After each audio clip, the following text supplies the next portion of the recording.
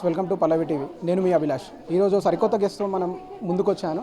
ఆకుల సోనియా గారు మన ముందు ఉన్నారు. తనని అడిగి బిగ్ బాస్కి సంబంధించి మన వివరాలు కనుక్కునే ప్రయత్నం చేద్దాం. హాయ్ మేడం, ఎలా ఉన్నారు? హలో నమస్తే. ఐఎమ్ గుడ్ మంచిగా ఉన్నా. మీరు ఎట్లున్నారు? నేను బాగున్నాను మేడం. అంటే ఇప్పుడు బిగ్ బాస్ నుంచి మీరు బయటకు వచ్చారు. బయటకు వచ్చిన తర్వాత ఇప్పుడు మీకు బిగ్ బాస్కి ముందు, బిగ్ బాస్ తర్వాత మీ ఒపీనియన్ చెప్పగలుగుతారు మాతో? బాగుంది. అంటే స్పెసిఫిక్గా చెప్పాలంటే నేను చాలా ఏమంటారు ఎమోషనల్గా అండ్ మెంటలీ చాలా స్ట్రాంగ్ అయినా. ఇంకా అదొకటి మేజర్గా నా పర్సనల్గా నేను గెయిన్ చేసింది అని అంటే అది. అండ్ అందరూ గుర్తుపడుతున్నారు, ఎక్కడికి వెళ్ళినా గుర్తుపడుతున్నారు, అది మంచి విషయం. నేను చాలా సోషల్ వర్క్ చేసిన ముందు అండ్ యాక్టింగ్ చేసిన, అంత గుర్తు పట్టలేదు ఇదివరకు ఎవరు కూడా. బట్ ఇప్పుడు బిగ్ బాస్ తర్వాత ఎక్కడికి వెళ్ళినా గుర్తుపడుతున్నారు. So that those two are professionally ఇది, పర్సనల్లీ అది. అంటే మేడం, ఇప్పుడు సీజన్ 8లో వచ్చేసి మీరు ఇంత ఫేమ్ అయ్యారు. అంటే సీజన్ 8లో ఇంకో సరికొత్త టాపిక్ ఏంటంటే 12 వైల్డ్ కార్డ్ ఎంట్రీస్ అయ్యాయి కదా మేడం, దాని మీద మీ ఒపీనియన్ చెప్పగలుగుతారా? సీరియస్గా ఇప్పుడు కూడా చెప్తాను, నాకు అంత ఐడియా లేదు.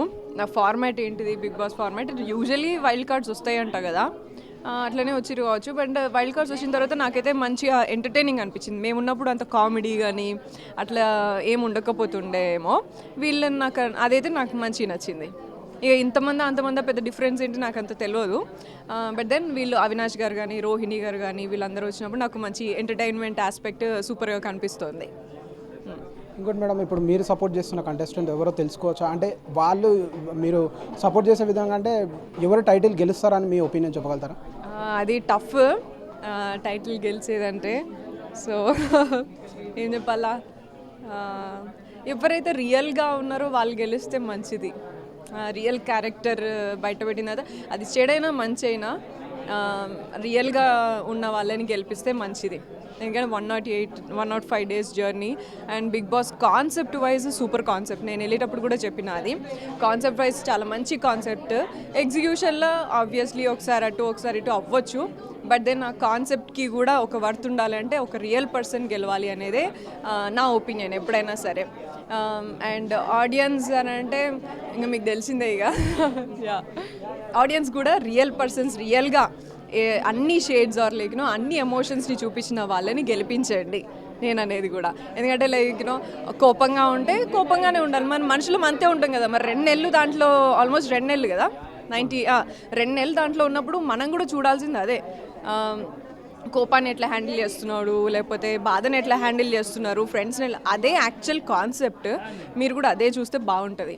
Instead of judging and also దాన్ని ఒక చేయడం కంటే ఏదైనా సరే. మేడం, మీరు ఇప్పుడు బిగ్ బాస్ కాన్సెప్ట్ చాలా బాగుంది, నచ్చింది అని చెప్తున్నారు. మరి రీసెంట్గా ఓ ఇంటర్వ్యూ చూస్తే కనుక, ఓ ఇంటర్వ్యూలో మీరు అన్నారు, మీరు 30 ఏళ్ళుగా మీరు సంపాదించుకున్న ఫేమ్ కానీ, ఆలోచన అంటే పరువు కానీ నాకు కోల్పోయినట్టుగా అనిపించిందని మీరు ఒక రీసెంట్గా ఓ ఇంటర్వ్యూలో చెప్పారు. మరి దానిపైన అలాంటి మీరు టాపిక్ మాట్లాడడానికి కారణం ఏంటో తెలుసుకోవచ్చా?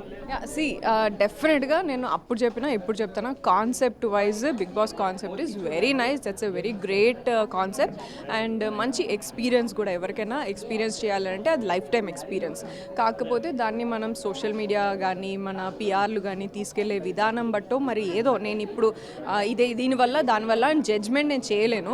బట్ దానివల్ల ప్రాబబ్లీ ఆ కాన్సెప్ట్కి చాలా ఏమంటారు ఇంజస్టిస్ అవుతుంది. రాను బిగ్ బాస్ అంటే చాలా తక్కువ వాల్యూ అయిపోతుంది అని అనిపించింది. అండ్ నేను అన్న దాని ప్రకారం ఏంటంటే, నేను 30 years నుంచి నాకు ఒక సెల్ఫ్ ఇమేజ్ ఉన్నది, సోషల్ వర్కర్ అని, మంచి డిగ్నిటీతోని ఇట్లా అంతా ఉన్నది. సో నేను కొంచెం ఫ్రెండ్షిప్ చేయడం వల్ల కానీ, నేను లైక్ హౌస్లో అట్లా జెన్యూన్గా ఉండడం వల్ల కానీ కొంతమంది యాక్సెప్ట్ చేయలేకపోయినారు. అండ్ ఆల్సో ట్రాల్ చేసినారు వేరే పిఆర్ వాళ్ళు కానీ, కొంచెము సోషల్ మీడియాలో కొన్ని బ్యాడ్గా ఇట్లా చేసినారు. కాబట్టి దట్ వాజ్ మై టేక్. అదొక్కటి నేను ఎప్పుడు ఊహించుకోలేదు. నేను ఇలాగా నెగిటివిటీ ఫేస్ చేస్తాను. ఇంత కొంచెం ఫర్ ఎవ్రీబడి పాజిటివ్ ఉంటుంది, నెగిటివ్ ఉంటుంది. బట్ ఇట్లా అవుతాను అనలే. ఎందుకంటే నేను సోషల్ వర్క్కి వెళ్తే సోషల్ వర్క్ గురించి మాట్లాడినా, యాక్ట్రెస్కి వెళ్తే యాక్ట్రెస్ గురించి మాట్లాడినా. నా పర్సనల్ లైఫ్ కానీ, నా పర్సనల్ నేను ఎట్లుంటా అనేది చాలామందికి తెలియదు. సో ఫస్ట్ టైం నన్ను బిగ్ బాస్లో చూసినప్పుడు కొంతమంది లైక్ నా ఫ్రెండ్షిప్ నా జెన్యూనిటీని కొంతమంది యాక్సెప్ట్ చేసారు, కొంతమంది చేయలేదు. So that was one thing. అందుకోసమని అట్లా చెప్పాల్సి వచ్చింది.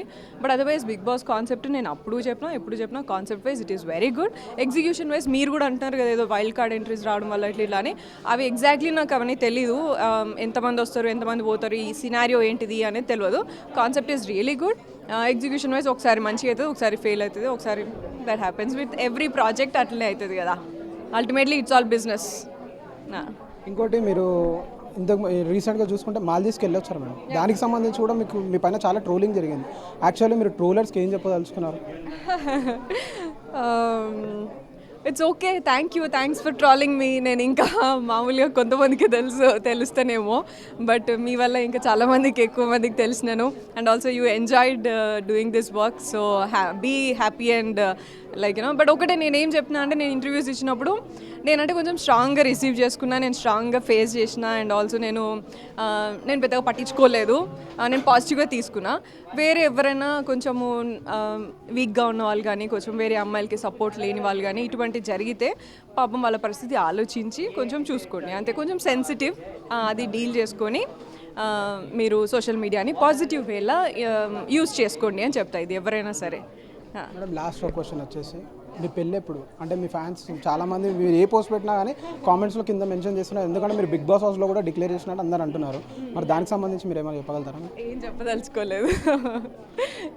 చెప్పదలుచుకోలేదు. అంటే డేట్ ఏమైనా చెప్పలేరా? అంటే మీరు చెప్తాను. లేదు, ఇంకా అనుకోలేదు. Will have to think.